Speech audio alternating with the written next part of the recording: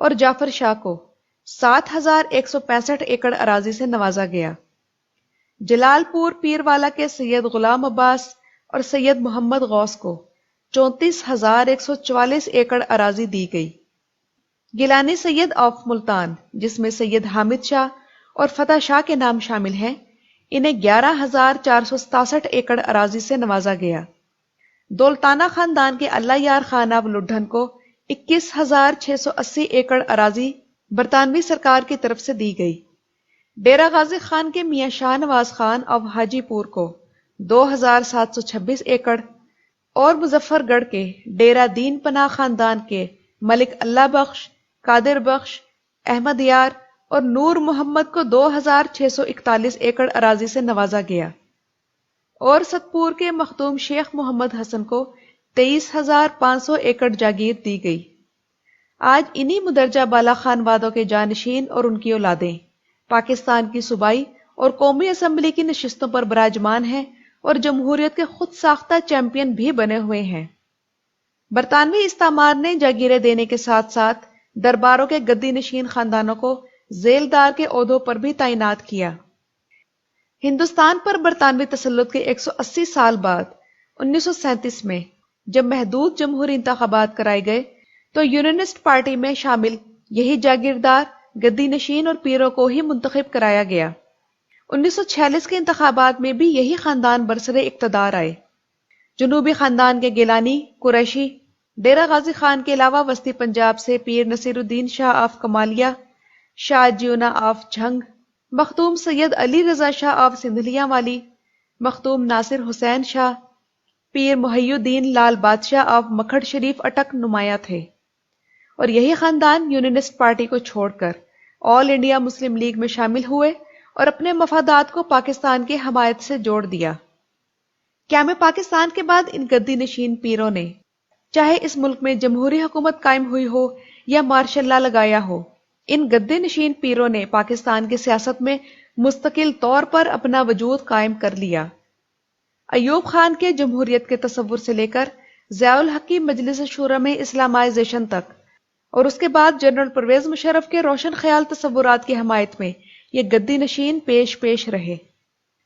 قومی اور صوبائی سیاست میں شامل ان بااثر گدی نشین اور پیروں کے حلقہ جات کا اگر جائزہ لیا جائے تو یہاں شرح خواندگی تشویشناک حد تک کم ہے۔ درباروں کے یہ مذہبی نمائندے اپنے مریدوں سے نذرانے، منتیں اور مرادیں لیتے ہیں، اور محکمہ اوقاف پر ان کا ہمیشہ مکمل کنٹرول رہا ہے۔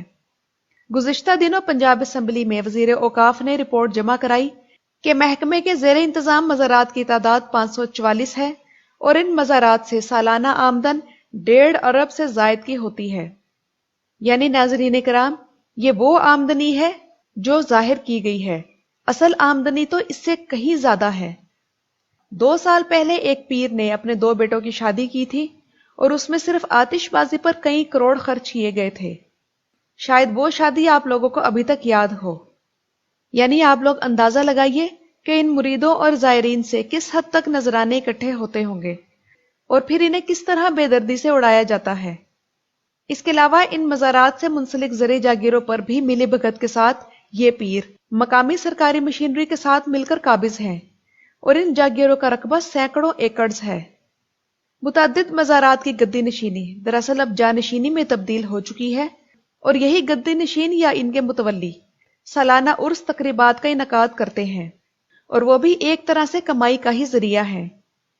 انگریزوں کے عہد میں ہم پر مسلط کیے گئے یہ گدی نشین اور ان کی اجارہ داری اور سیاسی طاقت آج بھی قائم ہے، اور چاروں صوفیاء کے سلسلے کے بڑے بڑے اولیاء اللہ کے درباروں اور مزارات کی گدی نشینی انہی کے قبضے میں ہے۔